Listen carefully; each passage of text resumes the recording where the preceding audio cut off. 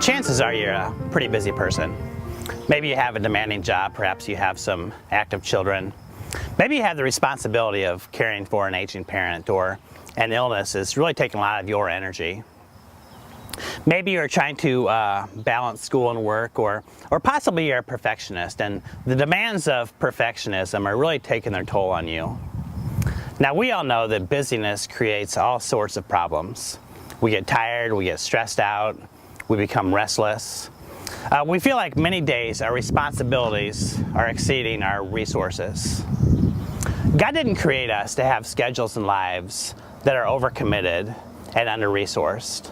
Ecclesiastes says in chapter 2 that he really knew what it was like to live on busy boulevard. He says, "So what do people get in this life for all their hard work and anxiety? Their days of labor are filled with pain and grief. Even at night, their minds cannot rest." So what I want you to do is take a moment of self-reflection and be totally honest with yourself. Do you ever feel like when you wake up in the morning, you're just still really tired? Or are you ever with loved ones and you just find that it's really difficult to shut your mind off? Do you ever feel like you're just barely keeping up? If so, this is not God's plan for your life. So my question is this: what are you going to do about it? Well, most of us, we can't quit our jobs, and we're certainly not going to trade in our kids. Some things we can't and shouldn't change, but some things we can. Luke tells this story about Mary and Martha. As Jesus and his disciples were on their way to Jerusalem, they came to a certain village where a woman named Martha welcomed him into her home. Her sister Mary sat at the Lord's feet listening to what he taught, but Martha was distracted by the big dinner she was preparing. She came to Jesus and said, "Lord, doesn't it seem unfair to you that while my sister sits here, I do all the work? Tell her to come and help me." But the Lord said to her, "My dear Martha, you are worried and upset over all these details. There is only one thing worth being concerned about.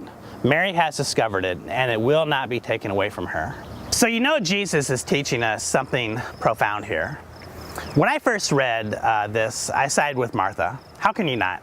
She is doing all the work, and Mary was just hanging out with Jesus. But according to Jesus, it turns out that Martha was the one who was missing the point. While she was baking some bread in the oven, the bread of life was sitting in the other room, just waiting for her. Luke says that Martha was distracted. She chose lesser things over a much greater thing. Like Martha, we choose good things, or pretty good things, and neglect the best thing, a thriving, growing, dynamic relationship with God. Some things we can't or shouldn't change. The distractions we can change. Televisions and telephones can be a big distraction. An obsession with money or our bodies can be a distraction as well. Social media can be a distraction. Climbing the social ladder, that can be a distraction too. A perfect yard, a perfect party, the perfect house, they can all distract us from God's perfection. We connect to celebrities on Twitter. We connect with old high school classmates on Facebook. We can connect to all the latest news on USA Today, and they all disconnect and distract us from a deep connection with the greatest storyteller ever. Augustine of Hippo wrote, "You have made us for yourself, O Lord, and our soul is restless until it finds rest in you." The psalmist says, "My soul finds rest in God alone. My salvation comes from Him." Our soul, it's the depths of who we are. We will find rest in God alone. There is no person, no experience, no vacation, no amount of money, nothing outside of God who can bring us rest to the depths of who we really are. Jesus says in Matthew chapter 11, verse 28, "Come to me, all of you who are weary and carry heavy burdens, and I will give you rest." Jesus will give us rest, rest for our bodies and rest for our souls. You know, for the worriers and the anxious people, for those who are bitter and resentful, for the overwhelmed and under-resourced, for the debtor, for the doubter, Jesus will give us rest. Rest will not be found in busyness. It will not be found in distractions. Rest will be found in your stillness, and grace will be found in your rest. God tells us in the Psalms, chapter 46, verse 10, "Be still and know that I am God." The psalmist doesn't say, be busy and know that I am God. Be productive and know that I am God. Be worried and know that I'm God. Be anxious and know that I'm God. Be all jacked up on the inside and know that I am God. He says, be still, stop, take a break, pause, rest. God spoke to Moses. He said, you are to speak to the people of Israel and say, above all else, keep my Sabbath. This is a sign between me and you throughout your generations, that you may know that I, the Lord, will sanctify you. Don't think of the Sabbath as a legalistic and rigid and dogmatic thing. Think of it as a blessing, a grace, an opportunity.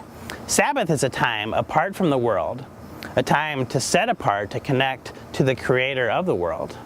10 to 15 minutes a day is a great start.